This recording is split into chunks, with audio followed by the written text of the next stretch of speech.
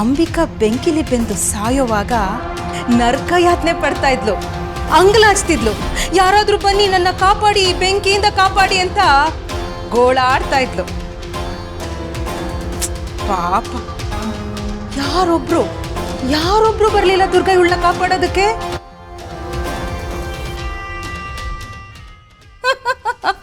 ಮಾಳ್ವಿಕಾ, ಸಾಕ್ ನಿಲ್ಸು, ಮೊದ್ಲಿಲ್ಲಿಂದ ಹೋಗು. ಹೇಯ್, ಈ ಮನೆಯಿಂದ ಹೋಗ್ಬೇಕಾಗಿರೋದು ನಾನಲ್ವೇ, ನೀವುಗಳು.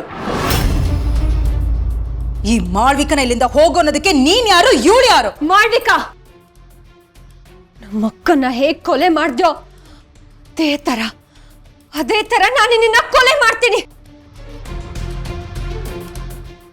ಕೊಲೆ? ನನ್ನನ್ನ ಕೊಲೆನಾ? ವಾರೇ ವಾ, ಎಂಥ ಅದ್ಭುತವಾದ ಭ್ರಮೆ. ದುರ್ಗಾ, ನಿನ್ಗೇನಾದ್ರೂ ಮರ್ವಿನ ಕಾಯಿಲೆ ಇದೆಯಾ? ಅವತ್ತು ನನ್ನನ್ನ ಚಾಕುವಿಂದ ಇರಿದು ಸಾಯಿಸೋದಕ್ಕೆ ನೋಡಿದ್ಯಲ್ಲ, ಏನಾಯ್ತು?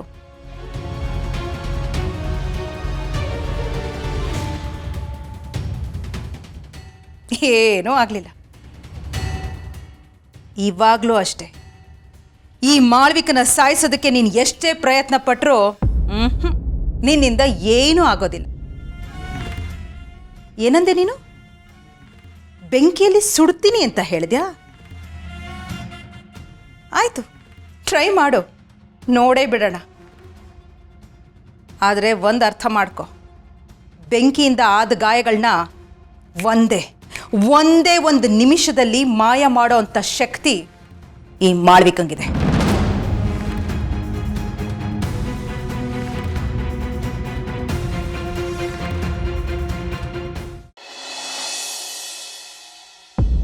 ಅಂದ್ರೆ ನಿನ್ ಮೈ ಮೇಲೆ ಬಿದ್ದ ಬೆಂಕಿ ಗಾಯಗಳನ್ನ ನೀನ್ ಒಂದೇ ನಿಮಿಷದಲ್ಲಿ ಮಾಯ ಮಾಡ್ಕೊಳ್ತೀಯಾ?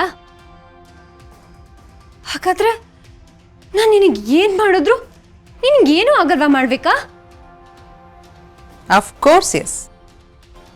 ನೀನು ಏನೇ ತಿಪ್ಪರ್ಲಾಗ ಹೊಡೆದ್ರೂ ಈ ಮಾಳ್ವಿಕನ ಏನು ಮಾಡೋದಕ್ಕಾಗೋದಿಲ್ಲ. ನೀನು ಯೋಚನೆ ಮಾಡೋದಕ್ಕಿಂತ ನನಗೆ 100 ಪಟ್ಟು ಶಕ್ತಿ ಹೆಚ್ಚಿದೆ ಕಣೆ. ಈ ಮಾಳ್ವಿಕನ ಮುಟ್ಟೋ ಶಕ್ತಿ ಈ ಪ್ರಪಂಚದಲ್ಲೇ ಯಾರಿಗೂ ಇಲ್ಲ.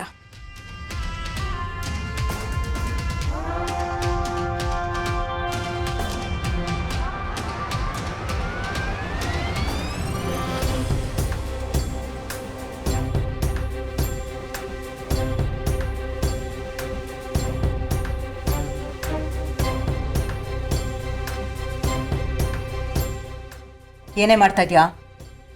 ಬಿಡು ನನ್ನ ಸೀರೆನ. ಬಿಡು ದುರ್ಗಾ, ನನ್ನ ಸೀರೆ ಬಿಡು.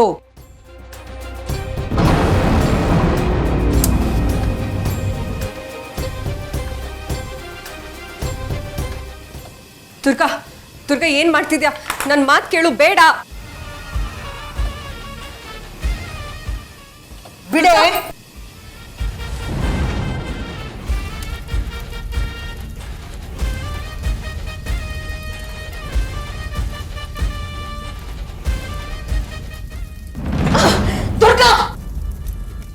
ದುರ್ಗಾ, ಏನ್ ಮಾಡ್ದೆ ನೀನು? ಹೀಗೆ ಬಿಟ್ರೆ ಅವಳು ಸುಟ್ಟು ಬೂದಿ ಆಗ್ತಾಳೆ. ಆಗ್ಲಿ ಬೇಡಕ್ಕ, ನನಗ್ ಸಾವೇ ಇಲ್ಲ, ನನ್ಗೆ ಯಾರು ಏನು ಮಾಡ್ಕೊಳಕ್ಕಾಗಲ್ಲ ಅಂತ ಕೊಚ್ಕೋತಿದ್ಲಲ್ವಾ? ಇವಾಗ ಇದ್ರಿಂದ ಹೇಗ್ ಬಚಾವಾಗ್ತಾಳೋ ಅಂತ ನೋಡೇ ಬಿಡೋಣ. ಏ ದುರ್ಗಾ, ಈ ಬೆಂಕಿಯಿಂದ ನಾನು ಸುಡಬಹುದು ಅಂತ ಅಂದ್ಕೊಂಡಿದ್ರೆ ಅದು ನಿನ್ನ ಭ್ರಮೆ. ಈ ಮಾಳ್ವಿಕನ್ ಶಕ್ತಿ ಏನು ಅನ್ನೋದನ್ನ ಈಗ ನೋಡು.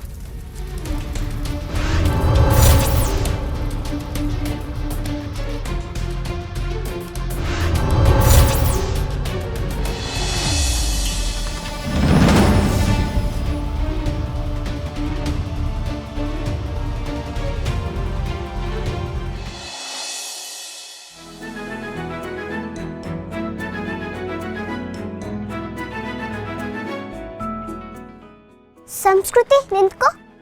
ಯಾಕೆ ಬೇಜಾರಾಗಿದ್ಯಾ? ಯಾರಾದ್ರೂ ಏನಾದ್ರೂ ಅಂದ? ಹೌದಾ, ಏನಾಯ್ತು? ಅಪ್ಪ ನಾನು ನೋಡ್ಕೋಬೇಕು ಅಂತ ಇನ್ನೊಬ್ರಮ್ಮನ ಮದುವೆ ಆಗಿದ್ದಾರಲ್ಲ, ಅವರಿಗೆ ಪಾಪು ಬೇಕಂತ. ಅಯ್ಯೋ, ಅದಕ್ಕೇನಕ್ಕೆ ಬೇಜಾರಾಗಿದ್ಯಾ? ಇನ್ನೊಂದು ಪಾಪು ಬಂದ್ರೆ ನಿಂಗೆ ತಾನೇ ಒಳ್ಳೇದು. ನೀನು ಪಾಪು ಜೊತೆ ಆಟ ಆಡ್ಕೊಂಡಿರ್ಬೋದು, ನಿಂಗೆ ಮನೇಲಿ ಬೋರೇ ಆಗಲ್ಲ. ಮಣಿನೂ ಹೇಳ್ತಿದ್ಲು ನಿಂಗೆ ತಮ್ಮನೋ ತಂಗಿನೋ ಬಂದಾಗ ನೀನು ಅವ್ರ ಜೊತೆ ಆಟ ಆಡ್ಕೊಂಡಿರ್ಬೋದು ಅಂತ. ದುರ್ಗಾಗೆ ಬೇಬಿ ಗರ್ಲ್ ಆದರೆ ನಾನು ಅವಳಿಗೆ ಕ್ಯೂಟಾಗಿರೋ ಡ್ರೆಸ್ ಹಾಕ್ಬಿಟ್ಟು ಪೌಡರ್ ಎಲ್ಲ ಹಚ್ಬಿಟ್ಟು ಡಾಲ್ ಥರ ರೆಡಿ ಮಾಡ್ತೀನಿ ಗೊತ್ತಾ? ಇತ್ತಾ ನಿಂಗೇನಾದ್ರು ತಲೆ ಕೆಟ್ಟಿದೀಯಾ? ಯಾಕೆ? ಹೊಸ ಪಾಪು ಹುಟ್ಟಿದ್ರೆ ಎಲ್ಲರೂ ಅದನ್ನೇ ಪ್ರೀತಿ ಮಾಡ್ತಾರೆ, ಯಾರು ನಮ್ಮನ್ನ ಪ್ರೀತಿನೇ ಮಾಡಲ್ಲ. ಎಲ್ಲರ ಗಮನ ಅದ್ರ ಮೇಲೆ ಇರುತ್ತೆ, ನಮ್ಮನ್ನ ದೂರ ಮಾಡಿಬಿಡ್ತಾರೆ ಹಿತಾ. ಅಯ್ಯೋ ಹಂಗೇನೂ ಆಗಲ್ಲ, ನೀನು ಸುಳ್ಳು ಹೇಳ್ತಾ ಇದೆಯಾ. ದುರ್ಗಾ ನಾನು ಯಾವಾಗಲೂ ಪ್ರೀತಿ ಮಾಡ್ತಾಳೆ. ದುರ್ಗಾ ನಂಗೆ ಯಾವತ್ತೂ ಹಂಗೆ ಮಾಡಲ್ಲ. ನಾನು ಹೀಗೆ ಅಂದ್ಕೊಂಡಿದ್ದೆ, ಆದರೆ ಈಗ ನಮ್ಮಮ್ಮನ ಹೊಟ್ಟೆಲಿ ಪಾಪು ಇದೆ. ನಮ್ಮಮ್ಮಂಗೆ ನನ್ನ ಕಂಡ್ರೆ ಆಗೋದೇ ಇಲ್ಲ, ಯಾವಾಗಲೂ ನನ್ನ ಬೈತಾನೆ ಇರ್ತಾರೆ. ನಾನು ಇರೋದೇ ಅವ್ರಿಗೆ ಇಷ್ಟ ಇಲ್ಲ. ಅಪ್ಪನ ಹತ್ರ ಅಜ್ಜಿ ಮನೆ ಬಿಟ್ಟು ಬಾ ಅಂತ ಯಾವಾಗಲೂ ಜಗಳ ಮಾಡ್ತಿರ್ತಾರೆ.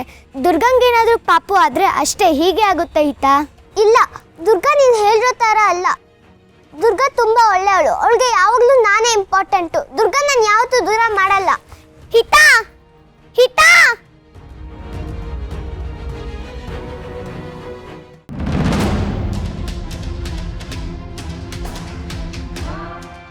ಏನೇ ಬೆಂಕಿ ಇಟ್ಟು ನನ್ನನ್ನು ಸುಲಭವಾಗಿ ಸಾಯಿಸ್ಬೋದು ಅಂತ ಅಂದ್ಕೊಂಡಿದ್ಯಾ?